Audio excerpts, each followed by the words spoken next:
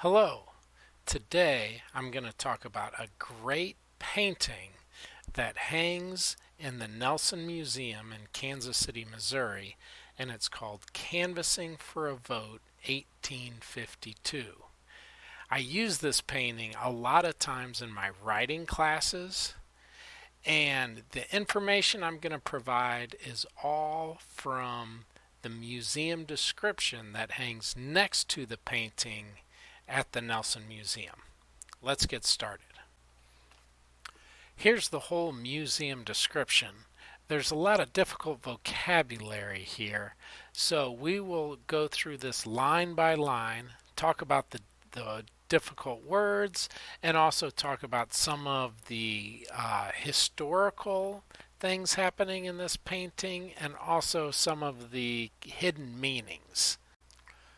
Let's start with the artist and the two titles.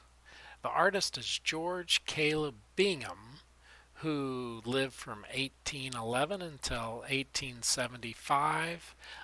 He was born in Virginia, but he lived most of his life in Missouri in the United States. The first title for this painting is Canvassing for a Vote 1852. Canvassing is a word to describe when a politician is trying to get people to vote for him or her. So the politician would go out and knock on people's doors and talk to them and say, hey, please vote for me. Maybe talk to people on the street or at a mall or anywhere. They could get someone to talk to him or her and convince him or her to vote. And 1852 is just the year this was painted. The alternative title is Candidate Electioneering. Electioneering just means the same thing as canvassing, trying to get people to vote for you.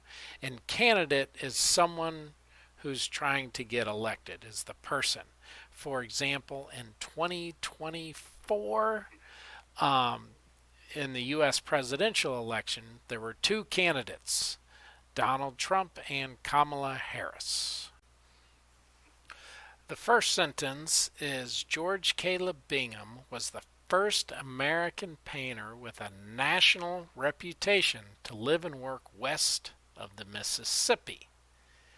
Well, first we have national reputation. So what that means is reputation is kind of like his fame or how famous he was and how respected he is.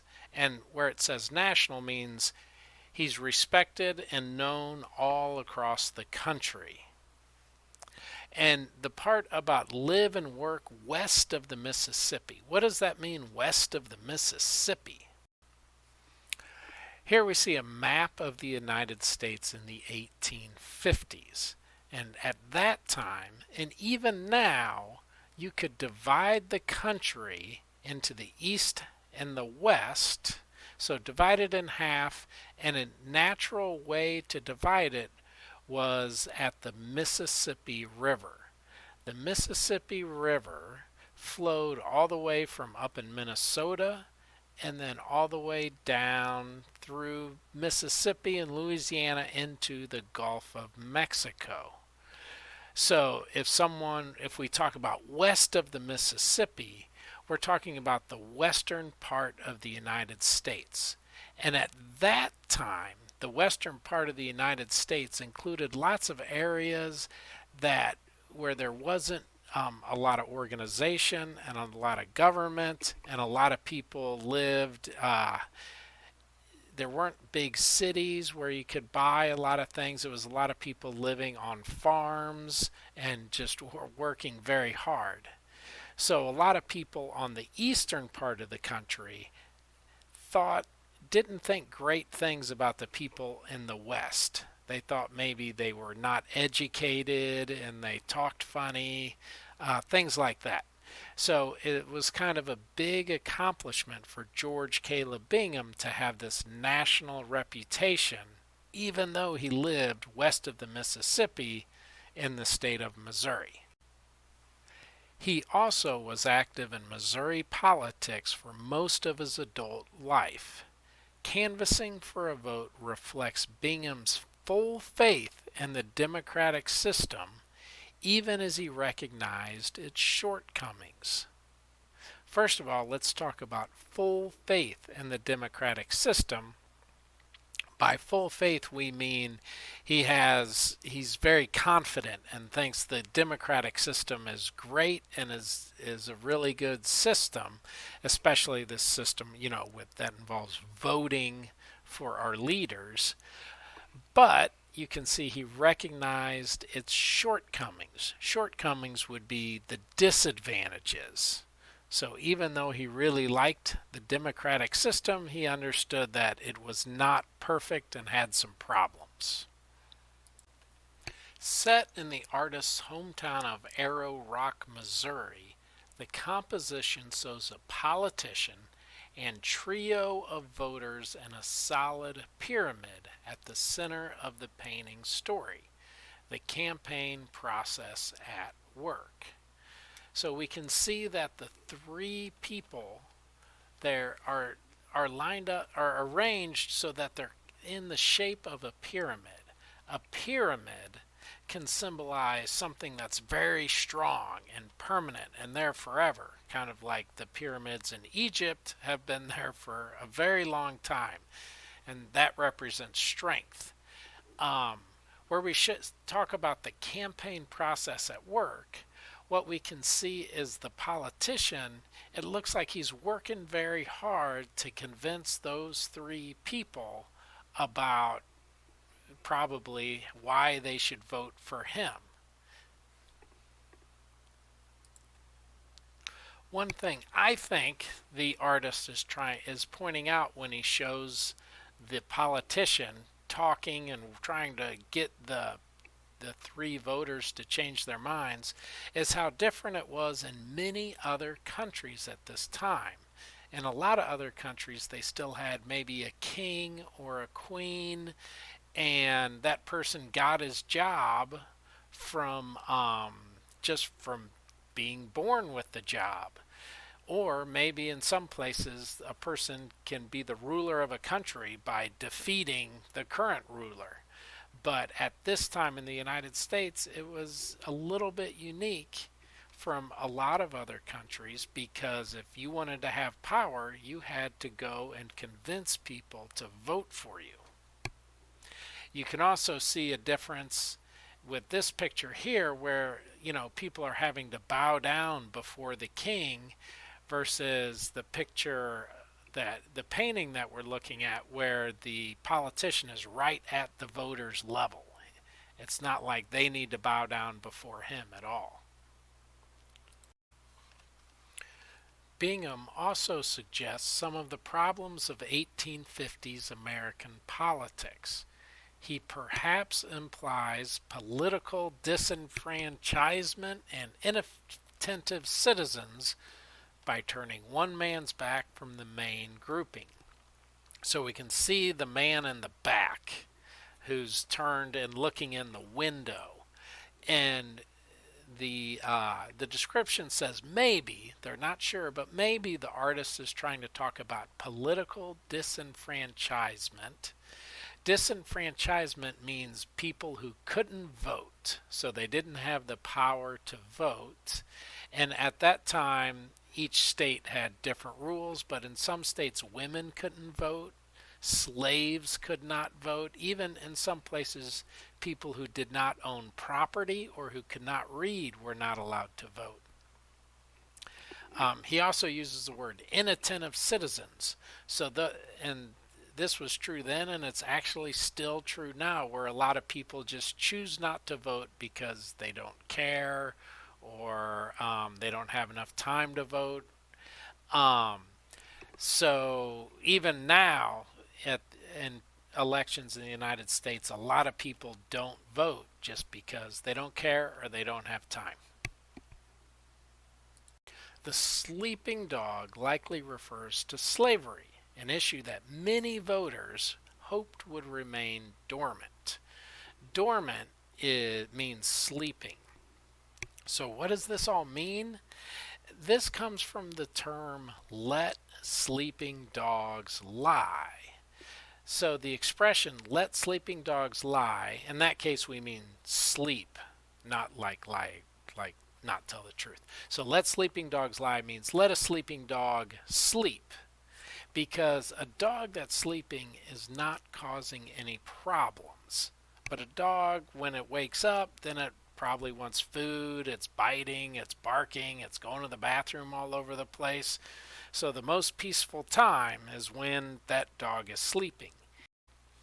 For example, say my car is making a funny noise. I should probably take it to go to the mechanic to see what the problem is. Or I could say, you know what, the car's running fine.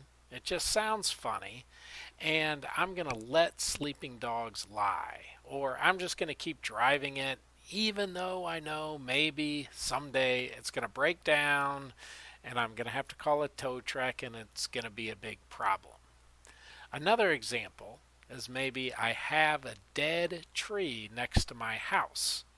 And I could say I should cut it down, but I'm going to let sleeping dogs lie. Means I'm not going to mess with it. I'm just going to ignore it and hope it all goes away, which is fine unless there's a big windstorm and the tree falls down on my house. Then maybe it was a bad idea to let sleeping dogs lie. Now, how does let sleeping dogs lie relate to slavery in the United States in the 1850s? Well, look at this map. You can see the orange states on the southern part. Those are what we would call the slave states. Those were where it was legal to have slaves. The green in the north, those were areas where you could not have slaves. Those were the free states. If you look at the big area in the middle that's green, that's unorganized territory. That was an area where a lot of people wanted to move and live. But once people started living there, there was a big question. Should it be a free state or a slave state like Missouri? And there was a lot of talk and a lot of arguments about it, because if that became a free state, then the free states would have more power in the country. And if it became a slave state, the slave states would have more power in the country. So for a politician, they didn't want to talk about this issue because they knew they would upset half the people. Politicians want to talk about things that everyone agrees with, like less crime or better economy, things like that.